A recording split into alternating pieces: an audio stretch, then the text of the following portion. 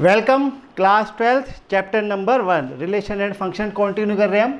तो अब मैं आपको सिखाने जा रहा हूँ टाइप 3 फंक्शन के बारे में। तो जैसे मैंने कहा नए नए नाम आते हैं तो पहले आप इनको याद करो, डेफिनेशन पे थोड़ा ध्यान दो, समझने की कोशिश करो। तो ऑन टू फंक्शन ये टाइप 3 है। इसका दूसरा नाम है सर्जेक्टिव फंक्शन। क्या नाम है? Surjective function.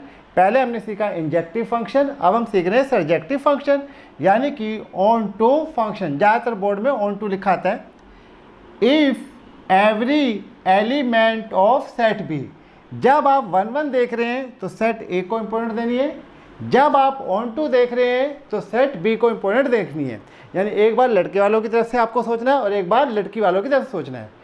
If every element of set B, अगर सेट बी का हर element is image of some element of set A, अगर सेट बी का हर एलिमेंट इज इमेज होता है किसका? Some element of set A, यानी कि 1 का जो है रिश्तेदार सेट ए में कोई ना कोई है, तो 2 का भी रिश्तेदार कोई ना कोई है, तो ये कहलाएगा ऑन टू फंक्शन।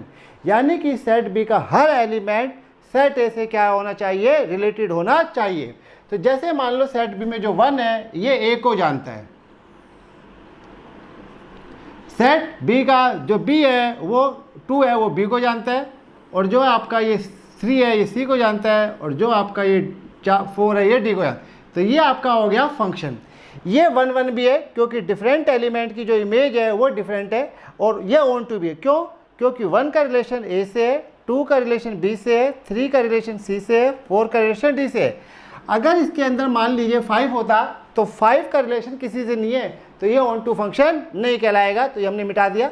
तो सेट बी में जितने भी एलिमेंट हैं वो सभी न सभी किसी न किसी से रिलेटेड होने चाहिए। अगर इसके अंदर चीज़ें खाली रह जाती है तो ये ऑन टू फंक्शन नहीं होगा। फॉर एग्जांपल जैसे हम सिनेमा हॉल में जाते हैं तो 2 लोग हो गए, एक ऑडियंस हो गई और एक सिनेमा हॉल का मालिक हो गया। तो सिनेमा हॉल के मालिक के लिए उसकी सारी सीटें भरी होनी चाहिए और ऑडियंस के लिए उसकी सारी सीटें खाली होनी चाहिए। तो जब आप सिनेमा हॉल के मालिक को देखते हो या सिनेमा हॉल में पीवीआर देखते हो, आप वहाँ पे चेयर्स हैं तो 100 की कैपेसिटी है, 100 में से मान लो 50 चेयर भर गई तो 50 क्या रहेगी? खाली रह गई। तो जो 50 चेयर खाली रह गई इनके लिए इसके पास कोई भी कस्टमर नहीं है या ऑडियंस नहीं है, तो उसकी वजह से ये जो फंक्शन है ऑन टू फंक्शन नहीं कहलाएगा।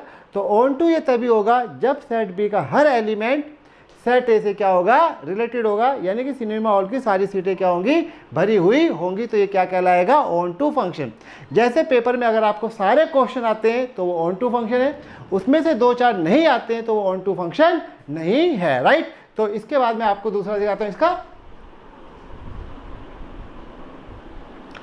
टाइप 4 ये आपके पास not onto function. What? Not onto function. इसका दूसरा नाम है इन टू फंक्शन, राइट। तो जब आप नॉट ऑन टू समझ रहे हैं तो इसका मतलब ऑन टू ना हो।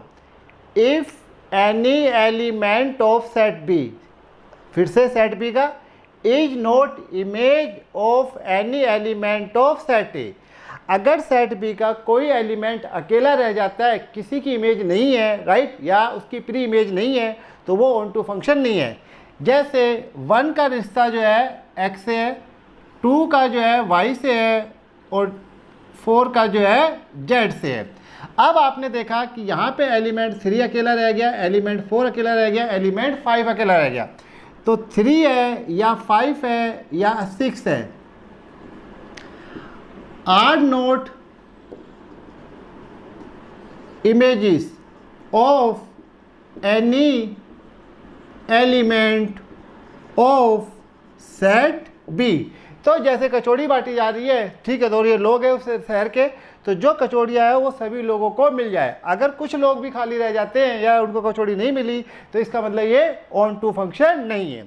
इसी तरीके से ये मैंने दूसरा लिया एक्स टू वाई फंक्शन।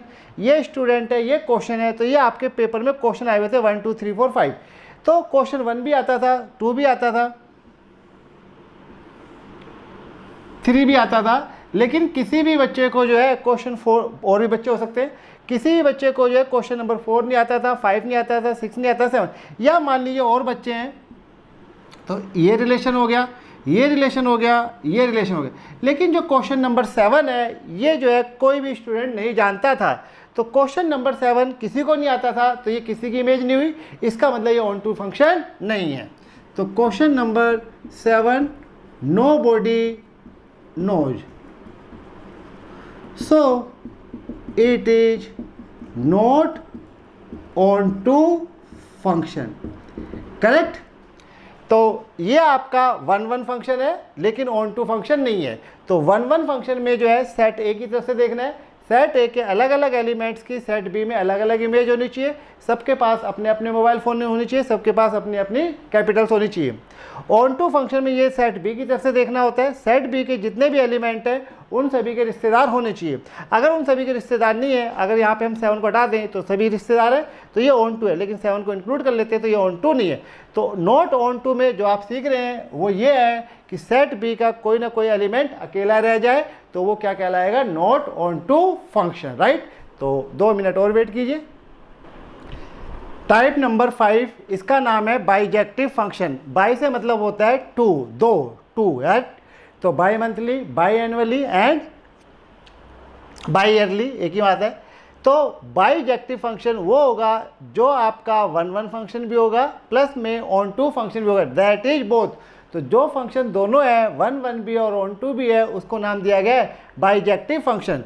तो injective function, surjective function, bijective function. तो इसमें आप देखें तो एक्स वाई जेड की इमेज है 10, 20 और 30, तो अलग अलग एलिमेंट्स की अलग अलग इमेज है, तो इसलिए 1 1 फंक्शन है। अब वाई की तरफ से आएंगे, 10, 20 और 30 तीन ही एलिमेंट है और तीनों किसी न किसी के साथ रिलेटेड हैं, तो ये आपका हो गया ऑन टू फंक्शन। कोई रिपीट नहीं हो सकता क्योंकि जो है जेड जो है या वाई जो है ये दोबारा नहीं आ सकता, ये नंबर दोबारा आ सकते हैं। तो क्या कहते हैं, अब ये फंक्शन 1 1 भी है और ऑन टू भी है, क्योंकि ये 1 1 भी और ऑन टू भी है तो इसका नया नाम है वो है बाइजेक्टिव फंक्शन। तो यहाँ पे आके आपकी जो थ्योरी है वो ख़त्म होती है। इस थ्योरी को बार बार आप वीडियो देखते रहो, बार बार आप देखते रहो तो आपको अच्छी तरह से खुद ही याद हो जाएगी। सुन सुन के चीज़ें ज़्यादा याद होती है और ये एक बैकअप क्लासेस की तरह होती है, तो आप इसको बैकअप क्लासेस की तरह लो। अगर आप प्राइवेट कर रहे हो, राइट, कि ओपन से कर रहे हो, प्राइवेट वो है आपका स्कूल, तो आप जो है यहाँ से यूट्यूब से ज़्यादा अच्छी तरह सीखना चाहते हो तो बार बार वीडियो को देखते रहो। ठीक है, चलिए बाय, फिर मिलते हैं दूसरी वीडियो में।